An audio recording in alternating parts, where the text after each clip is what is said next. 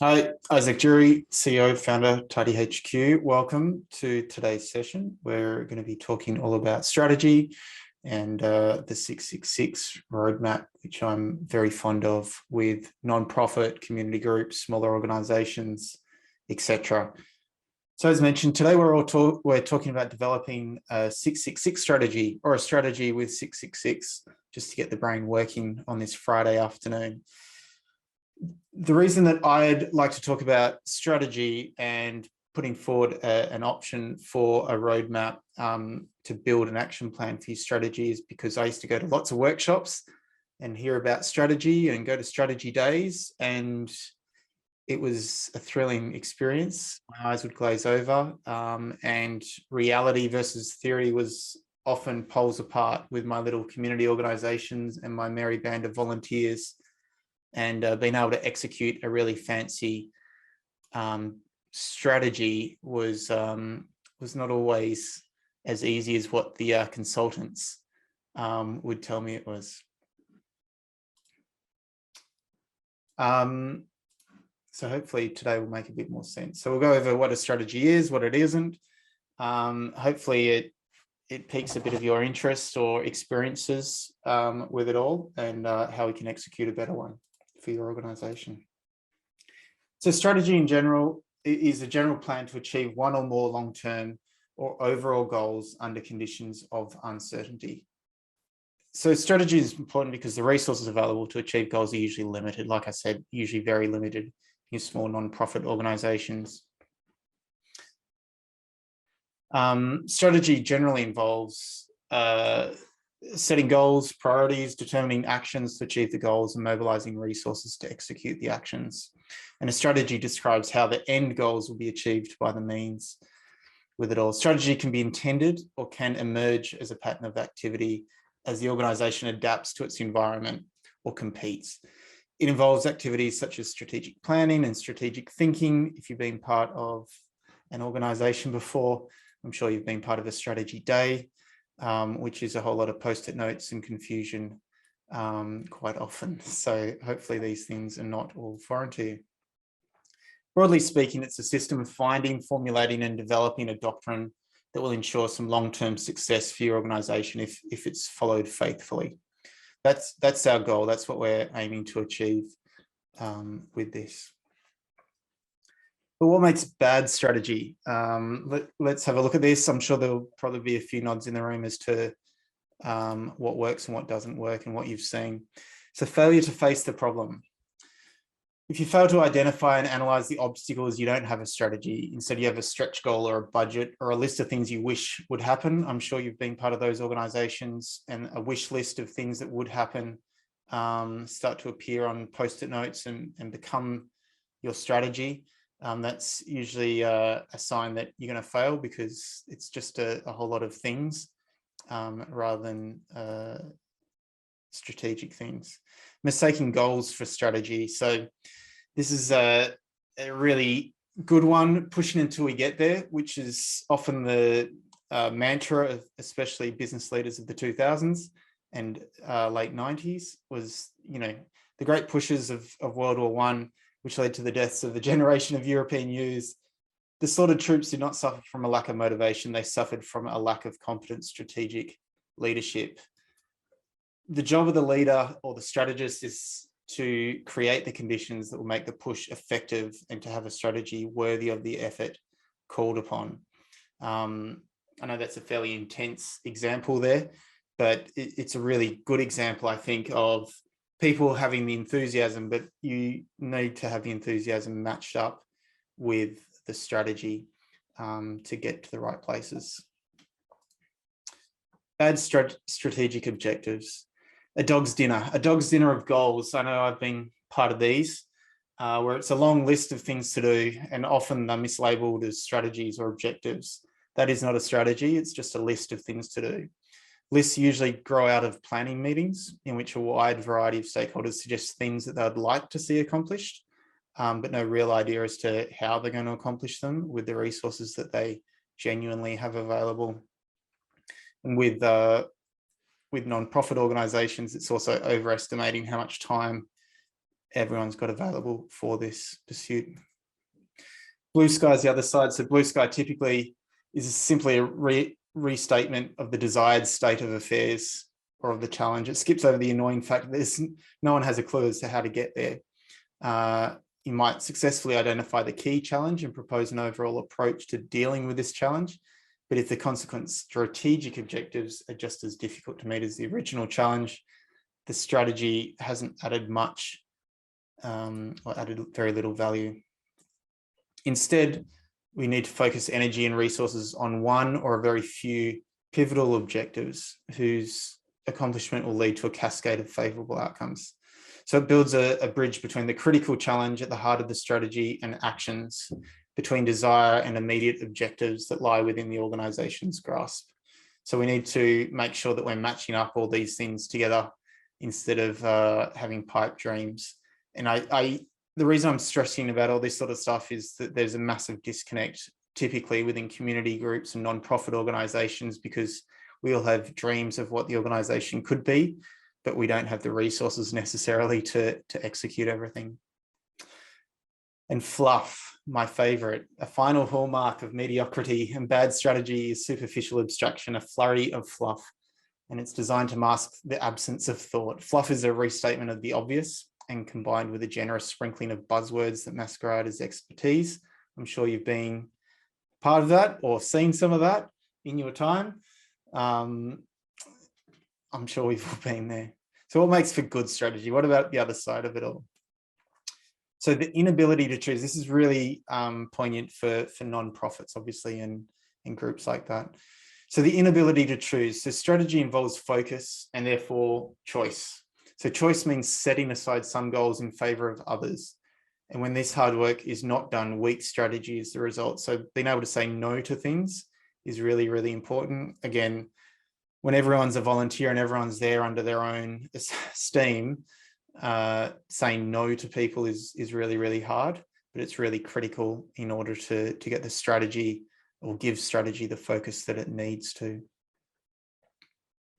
Which goes to group thinking. So asking a group, and this is really for committees and boards even, but asking a group to reach a consensus, no matter which of the three potential paths is chosen, a majority prefers something else. So this has a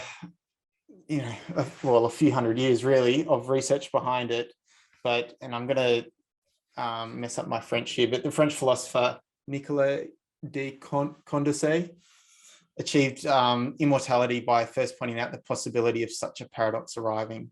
So this came more out of voting schemes, and that's why people can call elections after 5% of the votes and things of that nature. But it broadly speaks to trying to get a committee to all vote on one thing makes it almost impossible. You need a level of dictatorship to decide what the path that we're going and where we're not going. Otherwise, you'll end up trying to do too many things and the organisation doesn't carry on as well as it should, which leads to fluff. So compromise leads to a fluffy, amorphous statement, which is, of course, not a strategy. So we see it lots with non-profit community organisations where they're trying to be a really nice organisation and not try and upset too many people on the committee. But ABC organisation is committed to providing high quality events and services and being a leader in X. So having those sorts of broad sweeping statements is really nice. It looks good, but it's probably more typical of a mission or vision statement rather than a strategy. But if you can't compromise, or rather if you can't make a decision and you compromise, that's typically where your strategy will lead to.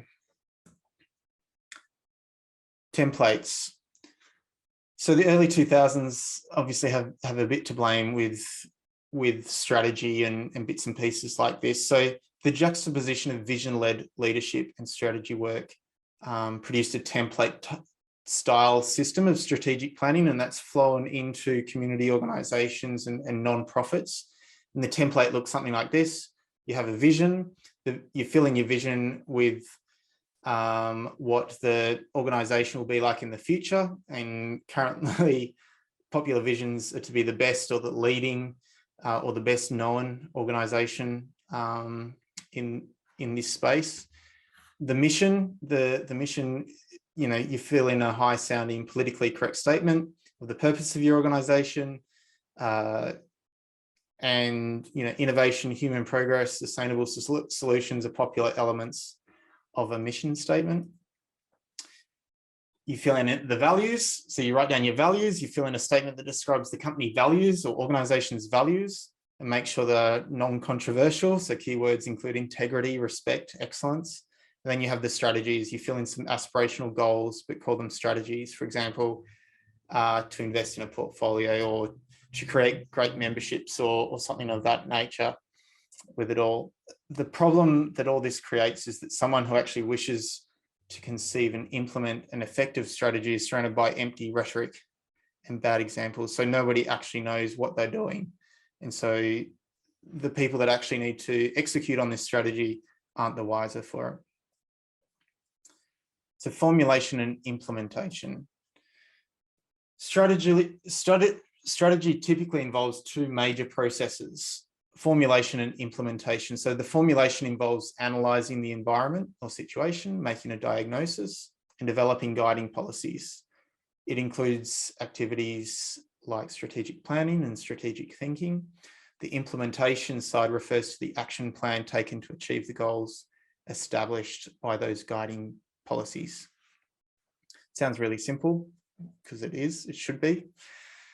So it all starts with what's called the kernel of a good strategy. So the kernel, a diagnosis, it is an explanation of the nature of the challenge. A good diagnosis simplifies the often overwhelming complexity by identifying certain aspects of the situation as being the critical ones, i.e. we are losing members. So we need to be upfront and very blunt about the diagnosis of the organization, because again, most organizations are not doing that, or not as harshly as perhaps what they should.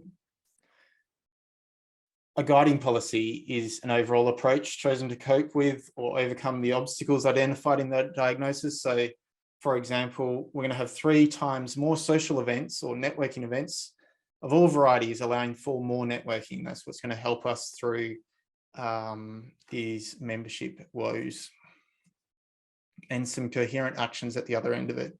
So what are the steps that have been coordinated with one another to support the accomplishment of the guiding policy? So we're going to form 3 events, very explicit, 3 event streams: active members, past members, and future members. We're going to invest in partnerships with other organizations where our members or potential members already are. Often this is multi-year or multi-committee generational outcomes for the organization. And so your document needs to really be clear for people that come onto the committee after you, because we know the turnover of volunteers and committees can be quite frequent. So it needs to be coherent. So that's how we get through the strategy. And then we've got to turn it into an action plan. So how do we do this in a non-profit community organization? It needs to be super simple. And it needs to be memorable with it all. So first of all, we need to define clearly what we're moving from and where we're moving to with respect to the organization and our capabilities. So everybody needs to know what to do at any given time throughout the course of the year. We need to be sure that each major from and to shift is matched with the energy, the resources to make it all happen. So we need to make sure that that's all set in reality. Again, a lot of community organizations have big dreams. Often you'll get a new president or manager in that will think very big about the organization, which is fantastic, new energy, new ideas, but it's always got to be grounded in some reality as to, well, how many volunteers do we have here? So this is where the 666 strategy comes in. I've used this in the past to great effect, mainly because it's super simple and it's memorable, which makes it nice. Effectively, it's more of a roadmap. So this is the action side of your strategy.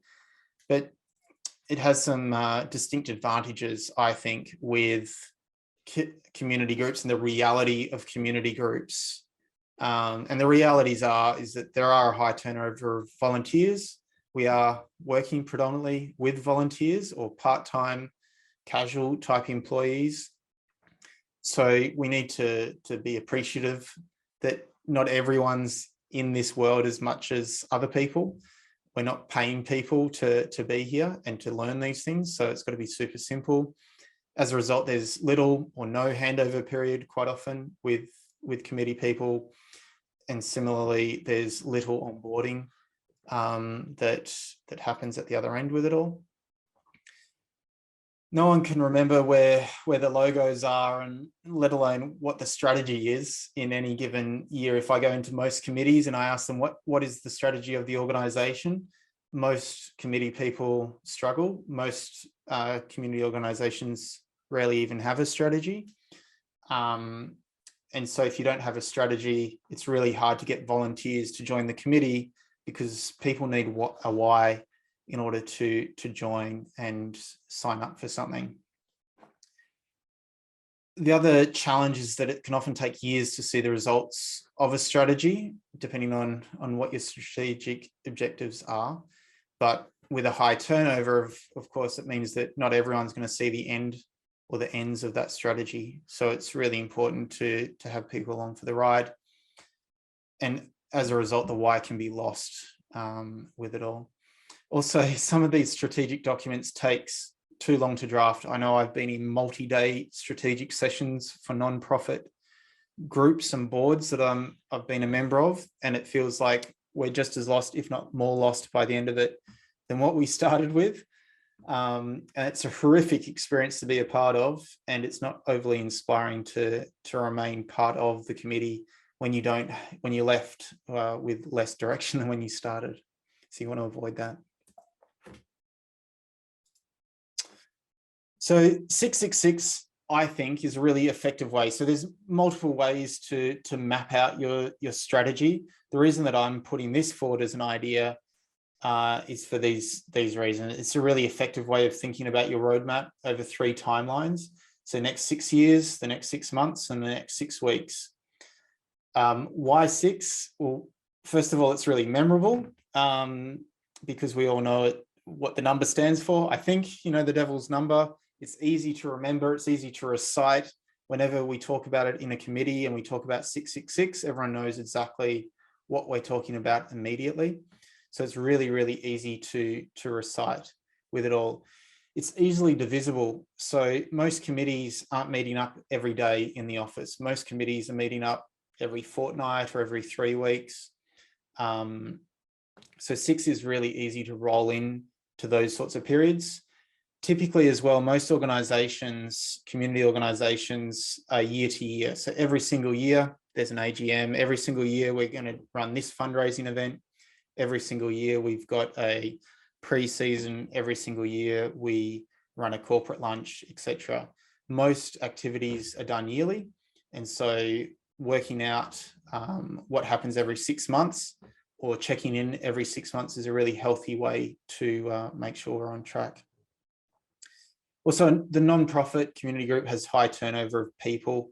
So it's extremely easy way to get new people up to speed in a memorable way. So having 20 people all remember what the 666 plan is really, really easy. And it became a very simple document for the various committees that I was part of to recite and remember and understand, oh yeah, this is the reason why we're door knocking. This is the reason why we're raising money for this other partner organization, things of that nature. So for most community organizations, like I said, a 20-year strategic document's far too long for the vision. So that's typically, a lot of corporates have these 20-year strategic documents or 10-year strategic documents, and it's just far too long. It's just never going to fly, I don't think, or be shoehorned into your smaller community organizations because it just doesn't match up. And 6 months is too long for a concrete plan of where the organization's going. So 3 timelines when planning out what to do: 6 years, 6 months, and 6 weeks. And as I mentioned, it turns out aligning the name of your strategy process with the devil has a lot of humorous side benefits. But the most beneficial is that it's super, super memorable to understand why we're here and what we're doing with it all. So we'll start with 6 years. So the next 6 years. So what is in your organizations or your mind's eye? What is your mind's eye view of the world in 6 years from now? So taking into account how it will have changed because of the change that you enacted as an organization, as a committee, as a board, because of the change that you enacted, and how will it have changed based on plotting today's existing trends in a straight exponential line into the future. So for example, we know that people,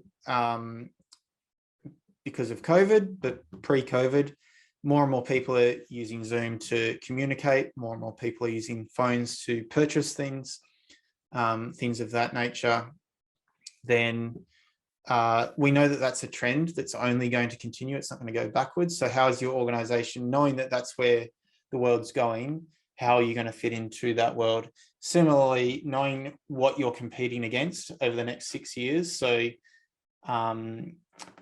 for example, lots of sports organizations with us know that there's population growth and there's also population contracting in various parts of their region. So understanding what the predictions are for population changes is something that you can already plot out today. So you already know where the growth corridors are in your state. You already know that there's an aging demographic.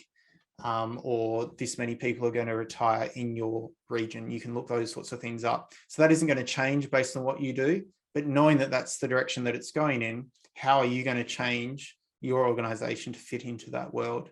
And the changes that you make today will change that world for those people. Then we move into the 6 months part of it. So over the next 6 months, what things are you doing that will have a significant impact on your journey towards that big 6-year change that you want to enact in the world? So every 6 months, we're going to be running XYZ events. We're going to run these events with these partner organizations.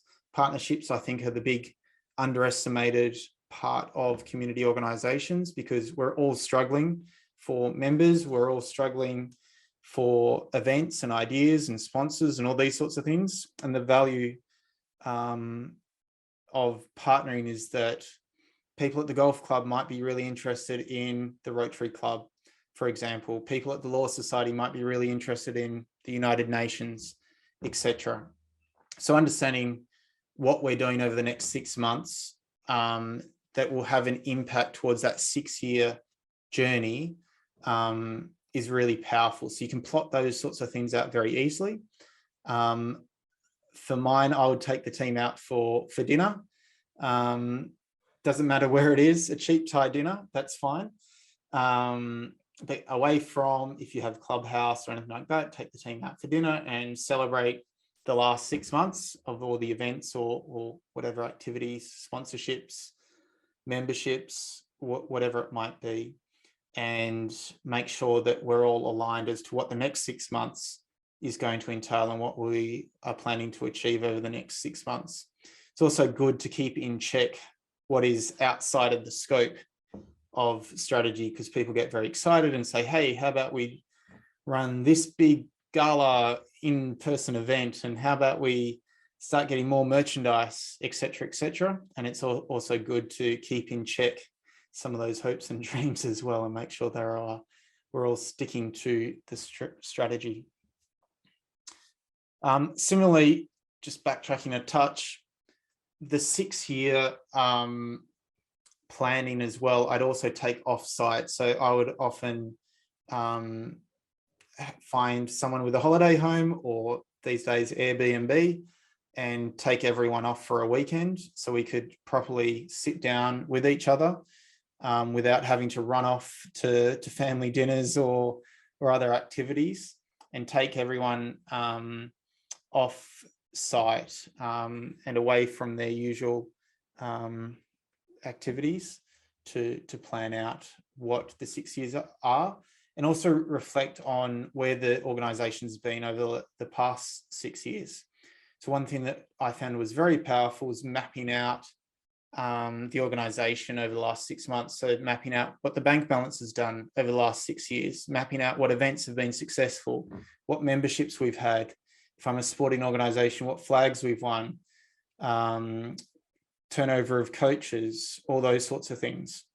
Another really useful tool for that 6-year plan, and what you should be doing every 12 months, is sending out a survey.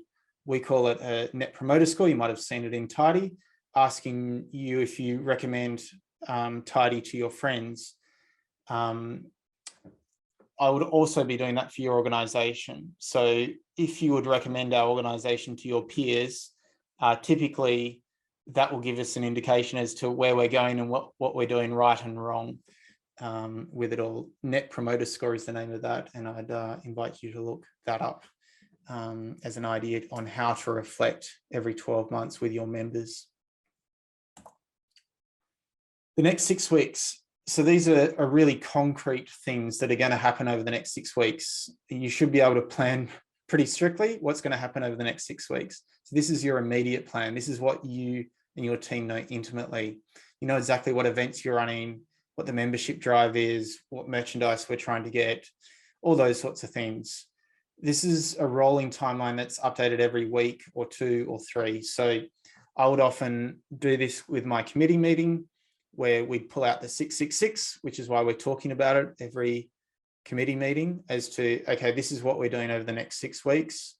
We know why we're doing this over the next 6 weeks, because it's achieving our 6 monthly goals, which is obviously our best idea as to the reason that we're doing these 6 monthly goals is for that 6-year vision that we have of the world after that.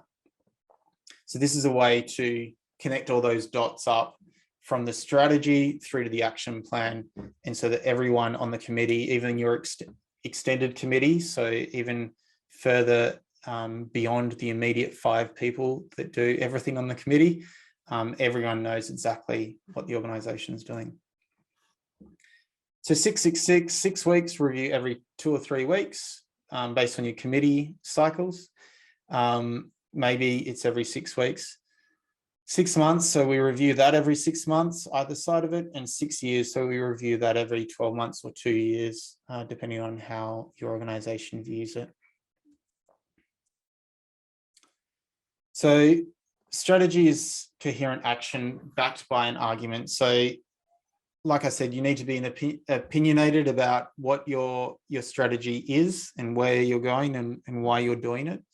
And then have the action plan, a coherent action plan behind it all.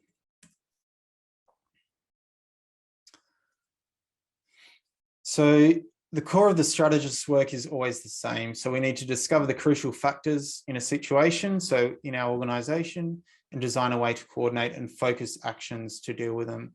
So like I said, 666 may not work for you, but hopefully it's put into place some thoughts or reflections as to how it may be done for a smaller non-profit.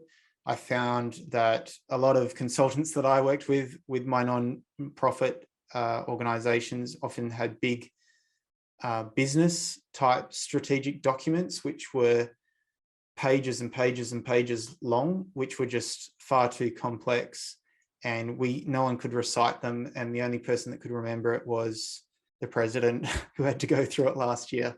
So it's a really nice way to coordinate everyone and focus these actions to achieve the strategy goals. Thank you very much. That concludes the 666 strategy.